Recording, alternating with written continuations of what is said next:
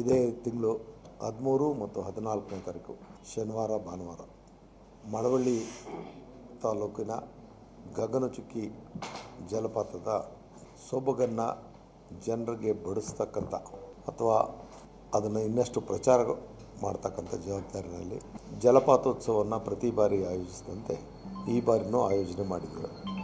ಜಿಲ್ಲಾಡಳಿತದ ವತಿಯಿಂದ ರಾಜ್ಯ ಸರ್ಕಾರದ ಅನುದಾನದ ಅಡಿಯಲ್ಲಿ ಈ ಕಾರ್ಯಕ್ರಮವನ್ನು ಆಯೋಜಿಸಿದ್ದೇವೆ. ಹೋದ ವರ್ಷಕ್ಕಿಂತ ಈ ಬಾರಿ ಹೆಚ್ಚಿನ ರೀತಿಯಲ್ಲಿ ಕಾವೇರಿ ತುಂಬಿ ಹರಿತಾ ಇದೆ. ಮಂಡ್ಯ ಜಿಲ್ಲೆಯ ಪ್ರವಾಸಿ ತಾಣವನ್ನು ರಾಜ್ಯ ರಾಷ್ಟ್ರ ಮಟ್ಟದಲ್ಲಿ ಇನ್ನಷ್ಟು ಪ್ರಚಾರಪಡಿಸ್ತಕ್ಕಂಥ ಉದ್ದೇಶ.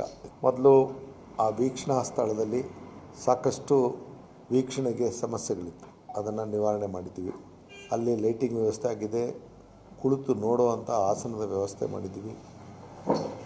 ಇಳಿದು ಮೇಲೆ ಹತ್ತೋದಕ್ಕೆ ವಿಶೇಷವಾದಂಥ ನೂತನವಾದಂಥ ಹಂತಗಳನ್ನು ಅಂದರೆ ಸ್ಟೆಪ್ಸನ್ನು ಕೂಡ ನಿರ್ಮಾಣ ಮಾಡಿದ್ದೀವಿ. ಪಕ್ಕದಲ್ಲಿ ಒಂದು ವಿನೂತನವಾದಂಥ ಒಂದು ಉದ್ಯಾನವನವನ್ನು ಅಭಿವೃದ್ಧಿಪಡಿಸ್ತಾ ಇದ್ದೀವಿ.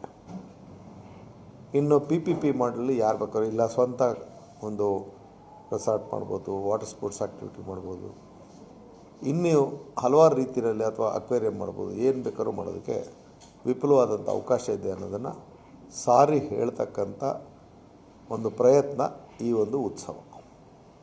ಈ ಉತ್ಸವದಲ್ಲಿ ಸಹಜವಾಗಿ ನಾಡಿನ ಪ್ರಖ್ಯಾತ ಕಲಾವಿದರನ್ನು ಕರೆಸಿ ನಮ್ಮ ಮಂಡ್ಯ ಜಿಲ್ಲೆಯ ಸ್ಥಳೀಯ ಕಲಾವಿದರನ್ನು ಮಿಲನಗೊಳಿಸಿದಂಗೆ ಬೆಳಗ್ಗೆ 11 ಗಂಟೆಯಿಂದಲೂ ನಾವು ಪ್ರಾರಂಭ ಮಾಡೋಕ್ಕೆ ತಯಾರಿದ್ದೀವಿ.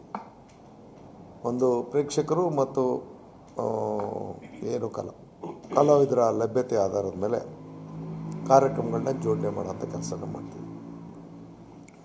ಸಂಜೆ ಕಾರ್ಯಕ್ರಮಗಳು ಹೆಚ್ಚಿನ ಆಕರ್ಷಣೆಯಿಂದ ಕೂಡಿರತಕ್ಕಂಥದ್ದು ಪ್ರತಿ ಬಾರಿ ನೀವೆಲ್ಲ ಗಮನಿಸಿರ್ತಕ್ಕಂಥದ್ದು.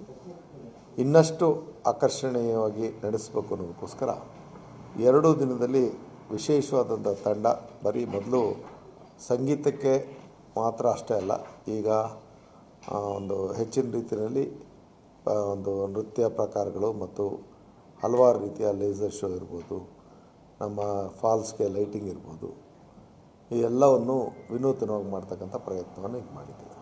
ಅದಕ್ಕೊಂದು ಈವೆಂಟ್ ಮ್ಯಾನೇಜರ್ ಒಬ್ಬರಿಗೆ ಈ ಜವಾಬ್ದಾರಿನ ಕೊಟ್ಟದ್ದಲ್ಲದೆ ಜಿಲ್ಲಾಡಳಿತನೇ ಸ್ಥಳೀಯ ಕಲಾವಿದರ ಜವಾಬ್ದಾರಿಯನ್ನು ನಿರ್ವಹಣೆ ಮಾಡ್ತಾರೆ.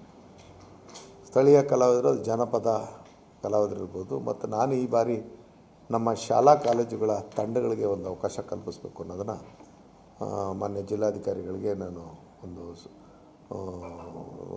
ಸೂಚನೆಯನ್ನು ಕೊಟ್ಟಿದ್ದೀನಿ. ಆ ಸೂಚನೆ ಏನಪ್ಪ ಅಂದರೆ, ವಿಶೇಷವಾಗಿ ಯಾವುದಾದ್ರು ಪ್ರಕಾರಗಳನ್ನ ಪರ್ಫಾರ್ಮ್ ಮಾಡ್ತಕ್ಕಂಥ ಕಾಲೇಜಿನ ಯಾವುದೇ ಇಡೀ ಜಿಲ್ಲೆಯಲ್ಲಿ ಯಾವುದಾದ್ರು 1, 2 ಅಥವಾ 3 ತಂಡಕ್ಕೆ ಆಯ್ಕೆ ಮಾಡಿ ಒಂದು ಅವಕಾಶ ಕೊಡೋದು. ಅಂದರೆ ನಮ್ಮ ಜಿಲ್ಲೆಯಲ್ಲೂ ಕೂಡ ನಮ್ಮ ಒಂದು ಶಾಲಾ ಕಾಲೇಜುಗಳಲ್ಲಿ ಈ ರೀತಿ ಅವಕಾಶ ಇರುತ್ತೆ.